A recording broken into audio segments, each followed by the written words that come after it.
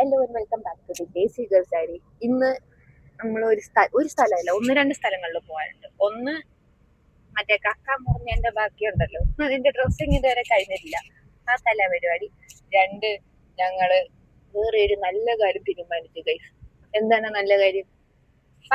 എന്താണ് നല്ല കാര്യം? കൃഷി ഇവിടെ എങ്ങാണ്ടാണ് കൃഷിഭവൻ. ആഹാ, ഇവിടെ എങ്ങാണ്ടാണ് കൃഷിഭവൻ.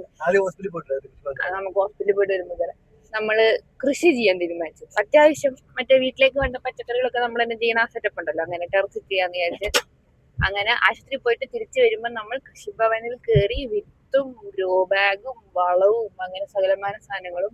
പിന്നെ ഇവന് വാഴ വെക്കണം. ഇവന് ഉച്ചക്ക് ചോറ് കൊണ്ടുപോകാൻ വാഴയില, പേപ്പർ വാഴയില സൈസ് തികയുന്നില്ല. അപ്പൊ ഇവന് വാഴ വേണം. അപ്പൊ ഇവൻ വെച്ച വാഴയില് കിളിച്ച് വാഴയില വന്നിട്ട് ഇവൻ ചോറ് കൊണ്ടുപോകും.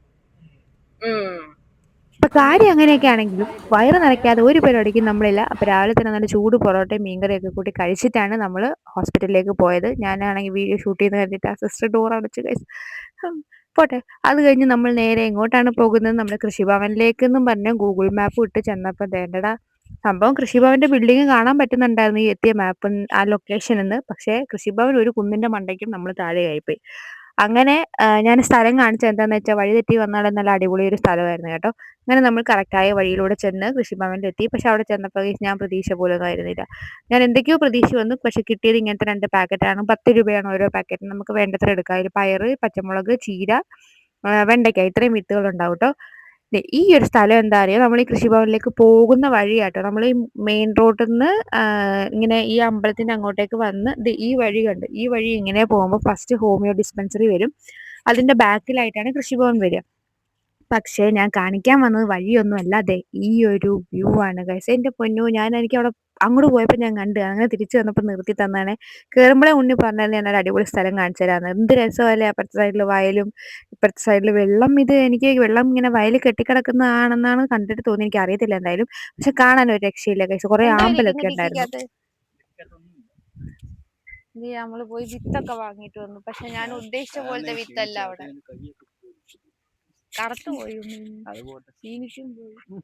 അപ്പൊ പറഞ്ഞോണ്ടിരിക്കുന്നത് എന്താന്ന് ഉണ്ണി പറയുന്നത് ഉണ്ണി ക്ഷീണിച്ചു. ഞാൻ പറഞ്ഞ നീ കറുത്തും പോയി, അപ്പൊ അത് ഇഷ്ടപ്പെട്ടില്ല, അത് പോട്ടെ, മൈൻഡാക്കുന്നില്ല. പിന്നെ എന്ത് ഈ വളവളാന്ന് പറഞ്ഞോണ്ടിരിക്കുന്നതെന്ന് വെച്ച് കഴിഞ്ഞാല് ഞാനിങ്ങനെ പറയുന്നത് ഞാൻ ഉദ്ദേശിച്ച പോലെയൊന്നും അല്ല കൃഷിഭവനിൽ കിട്ടിയത്.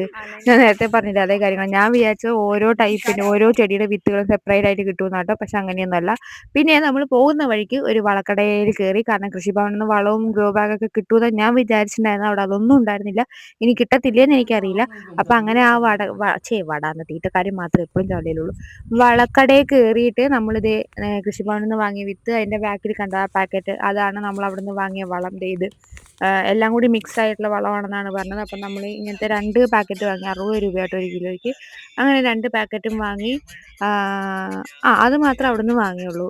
പിന്നെ ഗ്രോ ബാഗും വാങ്ങിയിട്ടോ. ഗ്രോ ബാഗ് ഒരെണ്ണത്തിന് 12 രൂപ നോക്കാം, മീഡിയം സൈസ്. എന്തായാലും 10 വാങ്ങിക്കൊണ്ട് വന്നു. ആകെ 3 ചിലവായുള്ളൂ. അത് കഴിഞ്ഞ് നമ്മളിത് ജോക്കർ പഴയ സിനിമയിലെ പാട്ടൊക്കെ കേട്ട് ഇങ്ങനെ പോയി. പിന്നെ എവിടെ പോയാലും ഫുഡ്, രാവിലത്തെ ഫുഡ് കഴിച്ചു. ഇനിയിപ്പോൾ പൊറോട്ടയൊക്കെ കുതിരാൻ വേണ്ടി ഇത്തിരി എന്തെങ്കിലും വെള്ളം വേണമല്ലോ. അതുകൊണ്ട് ഞാനൊരു കരിക്കിൻ്റെ ഷേക്കും, ഉണ്ണി എപ്പോൾ എവിടെ ചെന്നാലും എടുക്കുന്ന സാധനം ലൈം സോഡ, നല്ല മിക്സ് എരിവുള്ള, അതൊക്കെ നല്ല അടിപൊളിയായിട്ട് അകത്താക്കി നമ്മൾ തിരിച്ച് വീട്ടിലെത്തിയപ്പോൾ പിന്നെ മായയുടെ ഒരു ഇൻസ്പെക്ഷൻ അത് മസ്റ്റാണ്. അത് എവിടെ പോയി വന്നാലും എന്തൊക്കെ വാങ്ങി എന്തൊക്കെ കൊണ്ടുവന്നു, അവർക്ക് എന്തെങ്കിലും ഉണ്ടോ അങ്ങനെയൊക്കെ നോക്കും. സംഭവം നമ്മൾ പുള്ളിക്കാരിക്ക് പൊറോട്ട കൊണ്ടുവന്നിട്ടുണ്ടായിരുന്നു. അത് കാണാതെ തിരിച്ചു പോയപ്പോൾ ഞാൻ വിളിച്ചപ്പോൾ ഓടി വന്നു കേട്ടോ. തിരിച്ച് വിളിച്ചു കഴിഞ്ഞാൽ കൺഫേം എന്തെങ്കിലും ഉണ്ടെന്ന്. അതാണ് അങ്ങനെ പറഞ്ഞ് വിളിച്ചുകൊണ്ടിരിക്കുന്നത്. പിന്നെ നല്ല മത്തി ഉണ്ടായിരുന്നു. അപ്പം ഞാൻ ഒരു മത്തി ട്രാൻസിഷൻ എടുത്ത് നോക്കിയതാണ്. പോട്ടെ, കുഴപ്പമില്ല. എന്തായാലും മത്തിയൊക്കെ വറുത്ത് നല്ല അടിപൊളിയായിട്ട് രാവിലത്തേക്ക് കഴിക്കാൻ വെച്ച പഴങ്കഞ്ഞിയായിരുന്നു. അത് രാവിലെ നമ്മൾ പുറത്ത് പോയി കഴിച്ചത് കൊണ്ട് ആ പഴങ്കഞ്ഞി നമ്മൾ ഉച്ചയ്ക്ക് കഴിച്ചു കേട്ടോ. ഞാനാണെങ്കിൽ അത് ആ കഞ്ഞി മീൻകറിയുടെ ചട്ടിക്കകത്തേക്ക് ഇട്ട് ഇളക്കി എടുത്തതുകൊണ്ട് കേട്ടോ ആ കളറ്. പിന്നെ മീൻകറി ഉണ്ടായിരുന്നു, മോരുണ്ടായിരുന്നു, ഈ തുവരപ്പയറിൻ്റെ മെഴുക്കുവരട്ടി പോലെ ഉണ്ടായിരുന്നു, നല്ല മത്തി വറുത്തുണ്ടായിരുന്നു, മത്തിയുടെ മുട്ടയുണ്ടായിരുന്നു. അപ്പോൾ ഭക്ഷണമൊക്കെ കഴിച്ച് റെസ്റ്റ് എടുത്തതിന് ശേഷം നമ്മൾ കൃഷിഭവനിൽ പോയി വാങ്ങിക്കൊണ്ട് വന്ന സാധനം നമുക്ക് കുഴിച്ചിടണ്ടേ.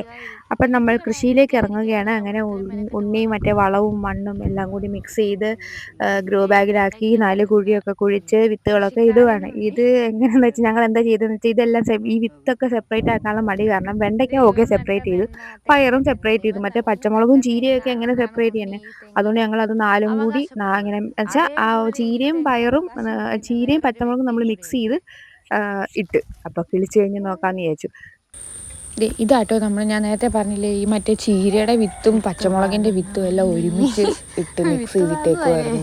എനിക്കറിയാൻ പാടില്ല, 4 വിത്തും ഒരു പാക്കറ്റിലുണ്ടായിരുന്നു. ഞങ്ങളാണെങ്കിൽ വെണ്ടയ്ക്ക ഒക്കെ നമുക്ക് മാറ്റാൻ എളുപ്പമായിരുന്നു, പയർ വരെ. ഈ കുനുകുനാന്നുള്ള സാധനം എങ്ങനെ മാറ്റാനാണെന്ന് വിചാരിച്ച് ഞങ്ങളിത് മിക്സ് ചെയ്തിട്ട് തന്നെ 2 ഗ്രോ ബാഗിലാക്കിയിട്ട് ഇങ്ങനെ മിക്സ് ചെയ്തിട്ട് വെതറിയിട്ടു. അതാകുമ്പോൾ അത് കിളിച്ച് കഴിയുമ്പോൾ നമുക്ക് മനസ്സിലാവുമല്ലോ ചീര ഏതാണ് പച്ചമുളക് ഏതാണ്, എന്നിട്ട് മാറ്റി നടാന്നുള്ളൊരു മൈൻഡിലായിരുന്നു. ഈ തെങ്ങ് ഞാൻ നേരത്തെ നിങ്ങളെ കാണിച്ചു തന്നു. എന്തിനാ തെങ്ങ് കാണിക്കുന്നതെന്ന് വിചാരിക്കേണ്ട. ഈ തെങ്ങിന് 2 അവകാശികളുണ്ട് ഗൈസ്. ഒന്നാമത് ആ സുന്ദരിയാവാൻ വേണ്ടി റെഡിയാവാൻ വേണ്ടി കണ്ണാടിയൊക്കെ ആയിട്ട് വന്നിട്ടിരിക്കുന്ന ആ അമ്മാമയും, രണ്ടാമത് നമ്മുടെ കൃഷിക്കാരൻ ഉണ്ണി. അമ്മാമ്മയുടെ വാദം എന്താണെന്ന് വെച്ച് കഴിഞ്ഞാൽ, അമ്മാമ്മ പണ്ട് പണിക്ക് പോയിട്ട് വരുന്ന സമയത്ത് കൊണ്ടുവന്ന് കഴിച്ച് നട്ടതാണ് ഈ തെങ്ങെന്നാണ് അമ്മാമ്മ പറയുന്നത്. അതേപോലെ ഉണ്ണി പറയുന്നത്, ഉണ്ണി പണ്ട് സ്കൂളിലെങ്ങാനും പോയിട്ട് വരുന്ന വഴിക്ക് വാങ്ങിക്കൊണ്ട് വെച്ച് നട്ടൊക്കെ കിളിച്ചതാണ് ഈ തെങ്ങെന്നാണ് പറയുന്നത്. അതെന്തേലും ആട്ടെ, ആരേലും ആട്ടെ. നമ്മൾ അമ്മാമ്മനെ കൊണ്ടൊന്ന് ഹോസ്പിറ്റലിൽ പോകാട്ടോ. അമ്മാമ്മയ്ക്ക് മറ്റേ കാറ്ററാക്റ്റിൻ്റെ പ്രശ്നമുള്ളതും കണ്ണ് കാണത്തില്ല. അപ്പോൾ പഴയ കൂട്ടുകാരിനെ കണ്ട് വർത്തമാനമൊക്കെ പറഞ്ഞ് അങ്ങനെ നമ്മൾ ഹോസ്പിറ്റലിലേക്ക് പോവുകയാണ്. ഈ ഇരിക്കുന്ന ഇരിപ്പം എന്താ അറിയും, ഇങ്ങനെ പുള്ളിക്കാരിക്ക് ഭയങ്കര പേടിയായി കാറി കയറാൻ വേണ്ടി. അതാട്ടെ ഇങ്ങനെ ഇരിക്കുന്നത്. ഡോക്ടറെ കണ്ടു, ഒട്ടും കാണാൻ ഒക്കത്തില്ല എന്ന് പറഞ്ഞു. പാവം തോന്നി, പക്ഷേ ഒന്നും ചെയ്യാനില്ല. പുള്ളിക്കാരിക്ക് ഷുഗർ കൂടുതലുണ്ട്, സർജറി ഒക്കത്തില്ല. വരുന്ന വഴിക്ക് നമുക്ക് നല്ല കക്ക കിട്ടിയായിരുന്നു. അപ്പോൾ കക്കയും കൊണ്ടുവന്ന് വീട്ടിൽ വന്ന് അമ്മേനെ കൊണ്ട് നല്ല കക്കയൊക്കെ റോസ്റ്റ് ചെയ്യിപ്പിച്ച് രാത്രി ആയപ്പോൾ നല്ല ചോറും നല്ല നമ്മുടെ ഉച്ചക്കത്തെ കറിയൊക്കെ തന്നെ സ്പെഷ്യലായിട്ട് നമ്മുടെ കക്ക റോസ്റ്റായിരുന്നു ഇന്നത്തെ സ്പെഷ്യൽ. അപ്പോൾ നല്ല കക്കയൊക്കെ കൂട്ടി നല്ല തോരനും നല്ല മത്തി വറുത്തതും എല്ലാം കൂടി കൂട്ടി നല്ല അടിപൊളിയായിട്ട് രാത്രിത്തെ ഫുഡ് അകത്താക്കി. ഇന്ന് രാത്രി ഫുഡ് അകത്താക്കുക എന്ന് ഞാനും ഒറ്റയ്ക്ക് അല്ലെങ്കിൽ ഞാനും ഉണ്ണിയാണ്. ഇന്ന് രാത്രി അമ്മയും കൂടി ഉണ്ടായിരുന്നു. അപ്പോൾ നമ്മളെല്ലാവരും കൂടി ഹാപ്പി ആയിട്ടിരുന്ന് ഫുഡൊക്കെ കഴിച്ചു. അപ്പോൾ അത്രേ ഉള്ളൂ ഗൈസ്. അപ്പോൾ ഈ കുട്ടി ഫാമിലി വ്ളോഗ് ഇഷ്ടപ്പെട്ടെങ്കിൽ സബ്സ്ക്രൈബ് ചെയ്യണേ.